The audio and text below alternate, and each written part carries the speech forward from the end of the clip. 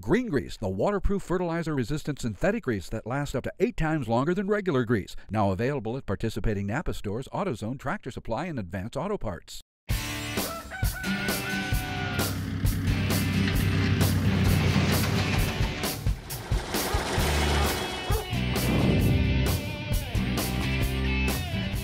On this episode of Tractor Fanatic, we'll continue our tour of Villwocks classic tractors in Edwardsport, Indiana.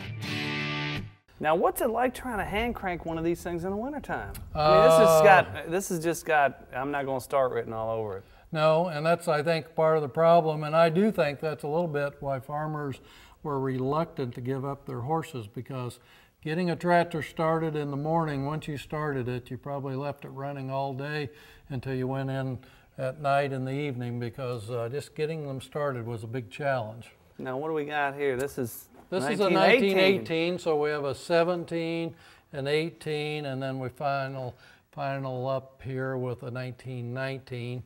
This tractor, the 1919, actually has dual wheels on it, like you'll see on a modern tractor. They were looking for extra flotation, extra traction then. Now these tires, these wheels don't have the lugs on them, and we've taken those off because they used to be in parades quite often. We've been to this tractor's been to the Indiana State Fair and parades up there on Farmers Day, and so we took those lugs off of there, but really they should have those on it if you were going to the field with them today. Now, I noticed you just have one on there.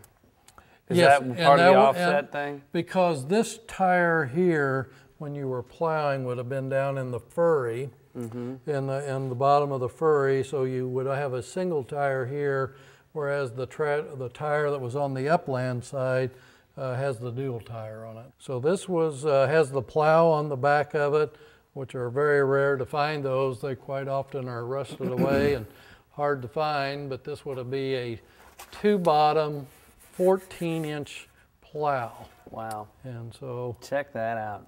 Yeah, it's so much tractor for just the 2 little blades, you know what I mean?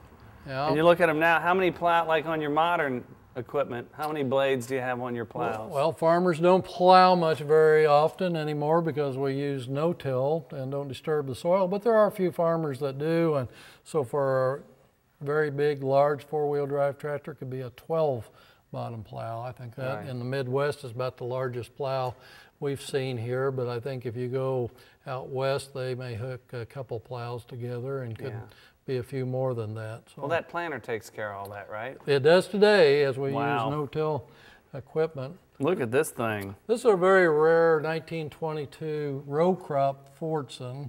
Did not come from the factory that way. This cultivator was an add-on that was made for it, and the wheel axle extenders there in the back, that was an add-on to make sure that the wheels were wide enough to go down the corn rows, and so you could actually cultivate with your Fordson. Now, did this have a pad? Because this has got to be the most uncomfortable seat I've ever seen in my entire life. Well, I think that would hurt. It would hurt, and I think a lot of folks would put sheepskin or goat skin liners on top of those. I'd put a whole sheep. Yeah, I think that'd be better. See, I sat in a couple of those seats, and it hurts sitting down on them. And the other, you'll notice it's got a wood steering wheel. Oh, wow, I didn't even notice that. And that was factory for Henry Fordson. They had that, and so they're kind of rare as well, and they're hard to find if you're collecting because most of them have actually deteriorated away, and so you don't see those very often. And you notice here they got a downpipe. Yeah. You know, I mean that's had to just gas the driver the whole time. And you know, those guys didn't just go a little bit. They stayed on the tractor all day long. This looks like a real good cultivator though. Well, I mean, it's got all the points covered, you know, and it's right behind the wheel as well, so.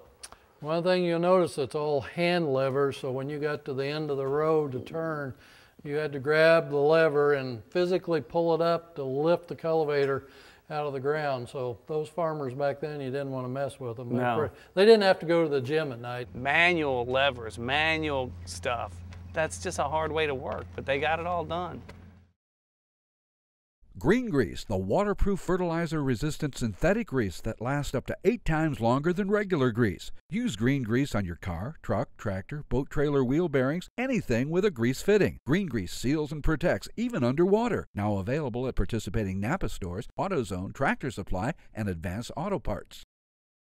This is a regular Fortson here, as Henry Fortson would have sold them. The radiator is getting pretty bad shape, but pretty brittle on it. But you just don't go down to your Napa store and say, I need a radiator for a 22 Fortson. No. So you got to do a lot of hunting and looking. And that's great. And that one's got a wooden steering wheel. Yeah, this has got a wooden steering wheel too. Yeah, Rich, this is a Samson, a 1929.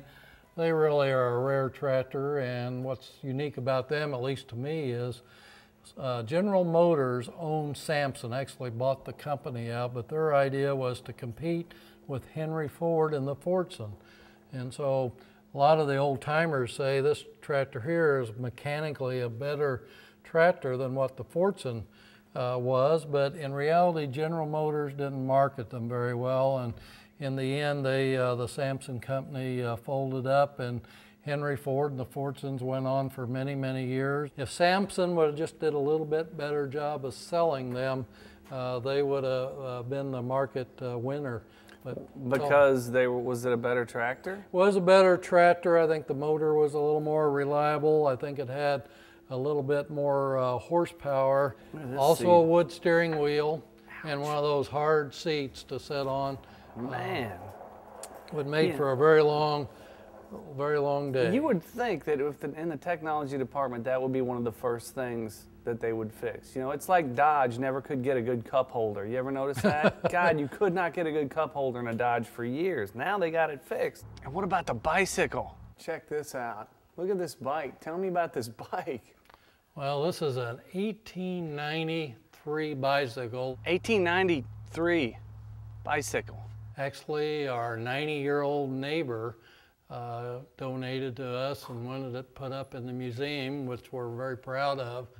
I think before those they had the ones with the big wheels, which why would anybody ever have that? You fall over, you're dead. A very rare old bicycle, and $150 in 1893 is probably like $1,000 That's today. got to be, yeah, I bet it's like $3,000 today. That's a lot of money. Look at this, what's with this sprocket?